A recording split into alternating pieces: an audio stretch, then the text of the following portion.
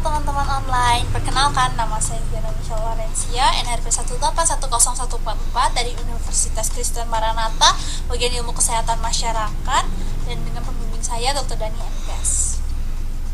Gimana nih teman-teman? Pasti kalian yang sekarang nasibnya sama kayak aku, belajar dari rumah gitu ya, mau istilahnya daring, e-learning, atau pelajaran jarak jauh, pasti kalian ada satu titik di satu hari kayak capek banget hari ini, kayak kelas tuh seharian penuh dari pagi sampai sore, belum udahnya harus ngerjain tugas kan malamnya, terus belum belajar buat besoknya, dan semua itu dilakukan sama gadget, mau laptop mau handphone, semua kita pakai kan.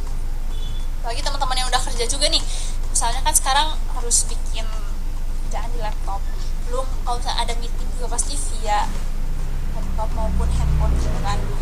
Pasti kalau udah malam tuh kayak capek banget gitu, kenapa? Tapi nggak apa-apa, sebenarnya ada beberapa tips gitu yang aku mau sharingkan supaya nggak secapek itu. Kalau misalnya aku biasanya sih ngerasainnya gitu ya, kayak matanya tuh kering-kering gitu ya. Terus belum kalau misalnya si bahunya ini suka pegal kalau misalnya duduk kelamaan gitu ya, kayak tegak begini. Belum kalau misalnya disuruh kurang kelihatan, nggak kelihatan di on camnya, geser, akhirnya posisinya nggak sesuai yang kita pengen gitu biar kelihatan di kamera. Terus belum lagi kalau misalnya pusing, itu aku paling sedikit pusing.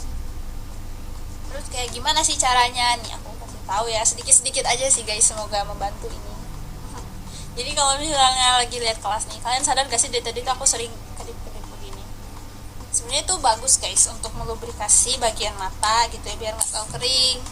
Kalian bisa selang dalam jarak waktu 3-4 detik itu kalian ngedip. Mungkin kalau misalnya nggak biasa ya bisa secara sadar latihan gitu, lama-lama kebiasa sendiri. Terus yang kedua, kalau misalnya maksain kelas banget nih, kayak nggak ada waktu kosong, selain kedip-kedip tapi mata kayak pegel, capek banget, ini kalian bisa gosokin kedua tangan kalian sampai hangat gitu ya.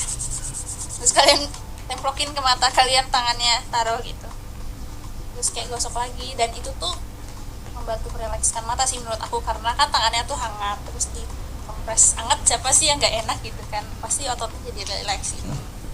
Terus selain itu kalian bisa banget misalnya sambil kelas sambil minum, terus ya perhatikan juga posisi duduk kalian gitu, jangan sampai yang bikin pegal kecuali disuruh geser-geser karena nggak kelihatan di kamera gitu ya.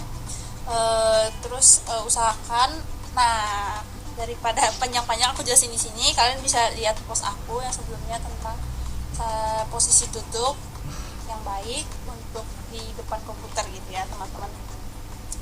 Dan yang terakhir, aku tuh ada rumus 20-20-20. Apa itu guys? Tunggu sebentar, kita sekalian pindah ya. Bahkan tips yang pertama, istirahat 20 menit. Kalau misalnya kalian lagi gabut, jam makan siang tapi kayak kosong gitu, kalian bisa banget nih. Itu, sepertinya sih sekitar jaraknya 6 meter ya kalau dari aku.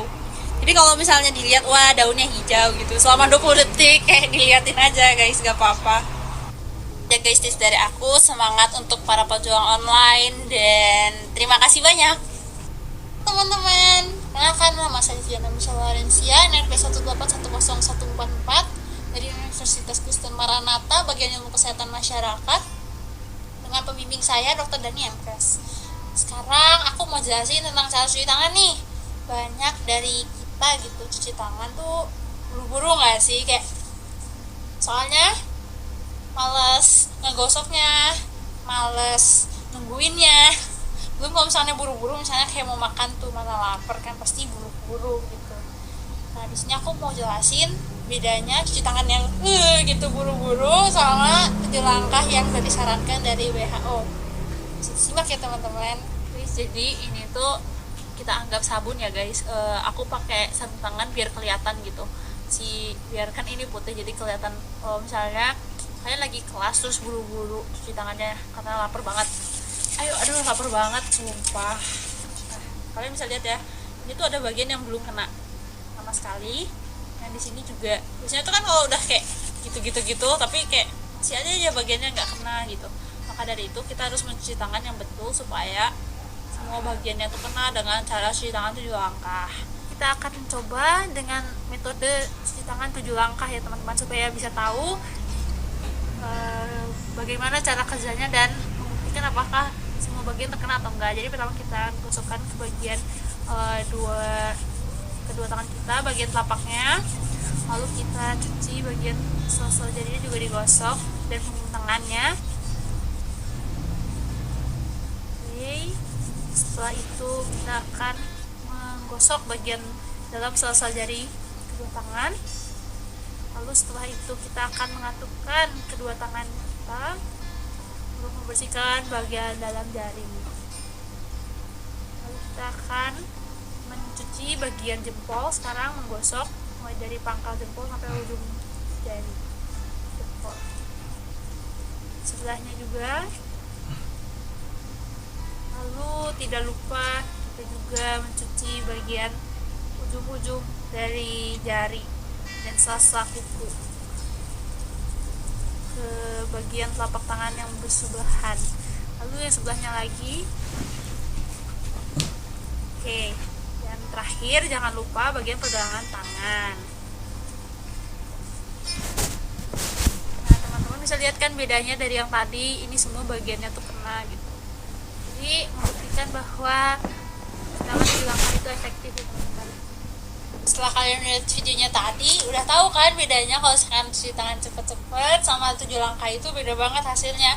Dimana yang 7 langkah menjadi lebih bersih. Tapi perlu diingat juga ya teman-teman, kalau cuci tangan itu minimal 20 detik dengan air mengalir juga sabun. Jangan lupa dilap dengan handuk atau tisu yang kering dan bersih ya teman-teman. Sekian dari saya, terima kasih.